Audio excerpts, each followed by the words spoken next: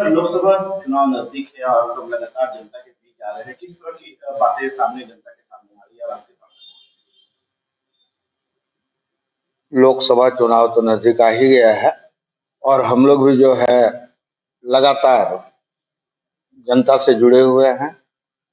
झारखंड मुक्ति मोर्चा दल जो है आज चुनाव आने के चलते क्षेत्र में नहीं बल्कि ये लगातार जो है इस क्षेत्र का दौरा झारखंड मुक्ति मोर्चा का चलता रहता है। इसमें हर तरह का प्रोग्राम जो भी केंद्र से आता है, कुछ जिले से भी लागू होता है, सभी को लागू करवा के हम लोग पंचायत स्तर पर कार्यक्रम करते हैं। लोगों का झुकान जो है अभी फिलहाल जो परिस्थिति वर्तमान परिस्थिति जो है राज्य का उथल पुथल, हेमंत सोरेन को कस्टडी में लेना, इसके चलते जो है अभी क्षेत्र और हमारा मजबूत होते जा रहा है।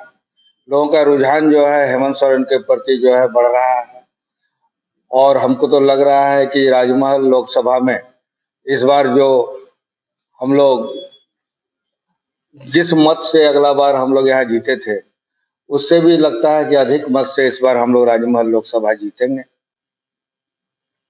सर, बीजेपी का कहना है कि दो टर्म से जो राजमहल आप लोग के पास है वो इस बार छूट जाएगा और इस बार वहाँ पे परचम बीजेपी का फहराएगा। इस पे क्या कहना बीजेपी को तो कुछ भी कहने में कोई कुछ लगता नहीं है, वो तो कुछ ही बोल देता है। 2 टर्म से तो वो भी तैयारी कर रहा था, तो 2 टर्म से हम जीत रहे हैं, इस बार भी वो तैयारी कर रहा है, हमारा भी तैयारी है। इस टर्म भी हम जीतेंगे, वो फिर देखेगा, फिर अगला बार वो बोलेगा कि तीसरा बार वो जीतेगा। ये कंटिन्यू बोलता रहेगा लेकिन यहाँ से जीत नहीं है? पाएगा। उनका दावा इसलिए है क्योंकि उनका कहना है कि 14 में से 12 सीट हमने पिछली बार जीता था, 2 सीट चाबसा और जो है छूट गया था। इस बार 14 के 14 कंप्लीट। ठीक है, उसका तो 14 सीट है जिसमें 2 सीट छूट गया था, 112 में है। हमको तो लगता है कि जो उसके पास 12 रहेगा या नहीं, ये पहले उसका वो आकलन कर ले। सर, नवीन हैंडल आपकी पार्टी के नेता हैं और विधायक हैं बोलियो के। उनका कहना है कि हमने सब समर्थन दिया है चंद्रशेखर सरकार को और इस पे वो विचार है। तो किस विचार की बातें वो कर रहे हैं? उनका क्या मांगे थी कि आप लोगों ने मतलब उन्हें नहीं पूरा किया? देखिए, लोबिन बाबू समर्थन दिए हैं, ये हम लोग भी जान रहे हैं इस बात को। अब लोबिन बाबू के क्या मांग है, उसके अंदर की बात है। वो गुरुजी के साथ मिले भी हैं, गुरुजी के साथ क्या उनकी बात हुई है ये गुरुजी और लोबिन बाबू ही जानेंगे। इस संबंध में तो हम लोग नहीं बता पाएंगे। बजट का जो हम बात करते हैं, बजट में जो है हेमंत जी को गिरफ्तारी हो गई तो अब वहाँ की जनता जो है सोच रही है कि आखिर किस ओर हम रुख करें, क्योंकि हमने वहाँ का दौरा किया था। तो आपके द्वारा क्या कहना चाहिएगा कि क्या वहाँ पे अभी भी जगह कायम है अपनी जगह? हेमंत बाबू वहाँ के विधायक हैं, आज वो जेल में है। वो जेल में भी रहकर बरहेट विधानसभा को जीतेंगे।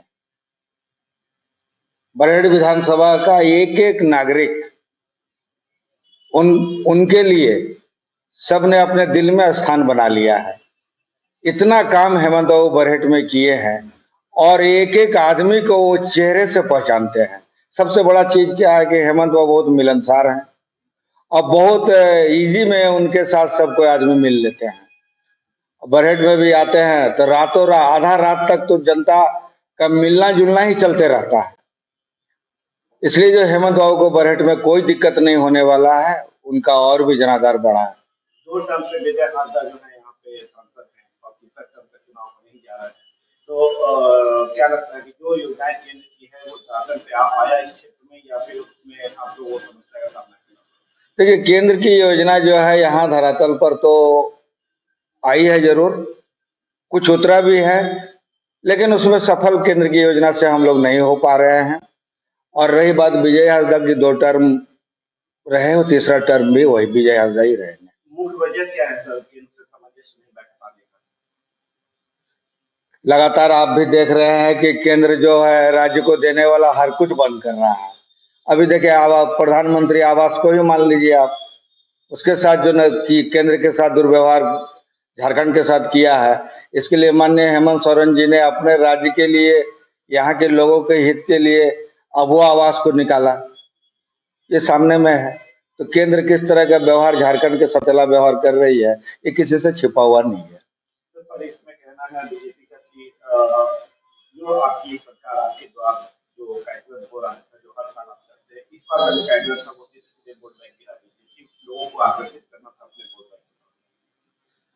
देखिए, माननीय हेमंत सोरेन की ये सोच, हर वक्त हम लोग पंचायत में जाते हैं तो एक ही सवाल उठता था कि ब्लॉक स्तर पर जाते हैं, भेंट नहीं होता है, काम नहीं होता है, हम जा रहे हैं, आज नहीं कल होगा, कल अफसर नहीं रहता है। ये सारी शिकायतें बराबर उनके पास पहुंचते रहा है।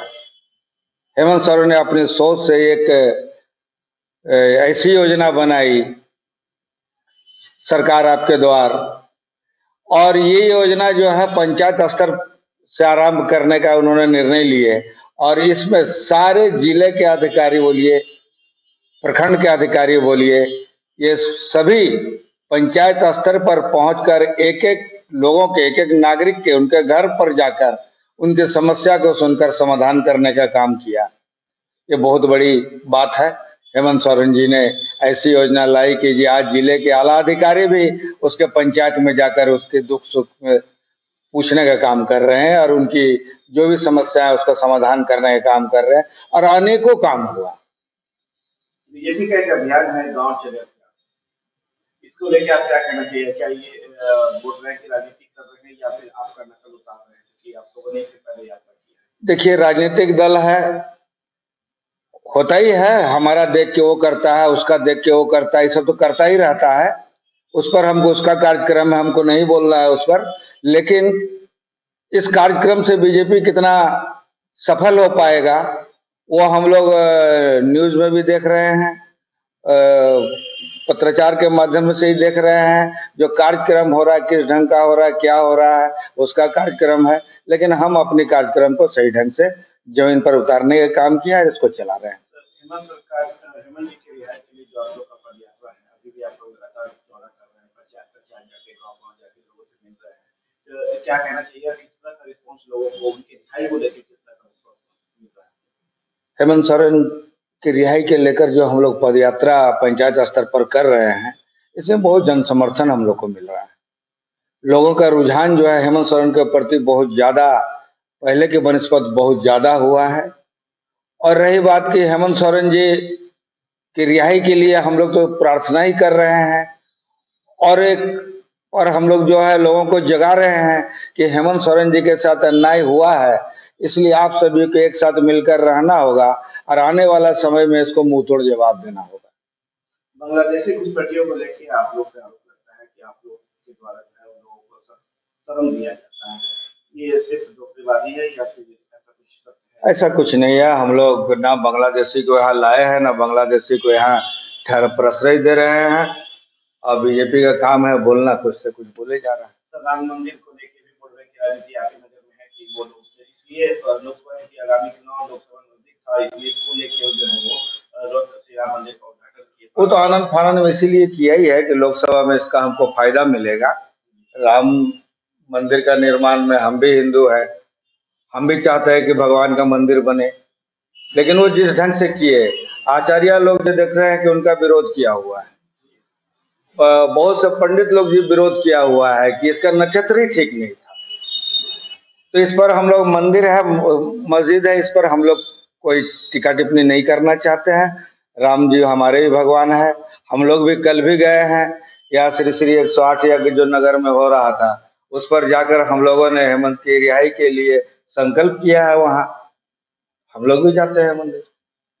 यूँ मान के चले कि आपके जो जीवन विजय हांसदा जी हैं, उनके लिए जो यहाँ की लोकसभा की जो जनता है वो तैयार बैठी है और बिल्कुल बिल्कुल एकदम तैयार बैठी है, और विजय हांसदा के सर पर जो है फिर सांसद का पगड़ी हम लोग बांध देंगे, और उनको लोकसभा में जाकर इस क्षेत्र की आवाज को उठाने के लिए हम लोग उनको लोकसभा भेजेंगे। अंतिम सवाल है सर आपको कि जो इस चुनाव को, लोकसभा चुनाव को लेकर आवाम से, यहाँ की जनता से, राज्य लोकसभा क्षेत्र की जनता से और प्रदेश की जनता से क्या संदेश देना चाहिएगा आप? बिल्कुल, हम प्रदेश को संदेश देना चाहेंगे कि आज इस विपत्ति के घड़ी में हमारे पार्टी के मालिक माननीय हेमंत सोरेन जी आज को नाजायज तरीके से जो कैद करके जेल में रखा गया है, इसलिए हम तमाम झारखंड के लोगों को बोलेंगे कि आप लोग हेमंत सोरेन को सहयोग करें, आने वाला समय में मुंह तोड़ जवाब दें, ताकि जो है भारतीय जनता पार्टी को मुंह की खानी पड़े।